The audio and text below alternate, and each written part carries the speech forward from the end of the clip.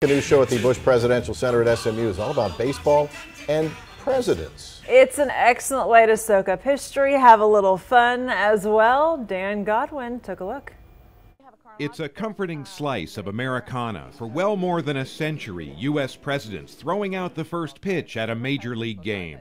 During World War II, President Roosevelt wrote letters saying professional baseball should continue to help boost morale on the home front. Baseball has played an important role in the life of President George W. Bush. He was part owner of the Texas Rangers. Years later, with the country reeling just after 9/11, he threw out the first pitch when the New York Yankees made the World Series that year. As a kid, he would send baseball cards to some of his favorite players, asking for autographs, and sometimes he'd get signed cards back.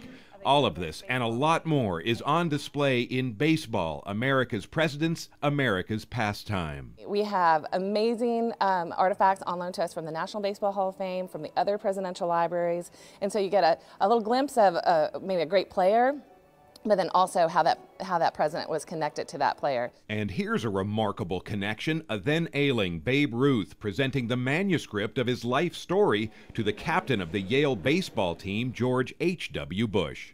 So to have this picture of future president of the United States and one of the greatest baseball players of all time is really amazing. There are lots of photos chronicling Bush 41's baseball career and his enjoyment of the sport after his playing days were over. One of the featured items on display, a baseball signed by Britain's King George V, presented to President Woodrow Wilson after Army and Navy played a game in London in 1918.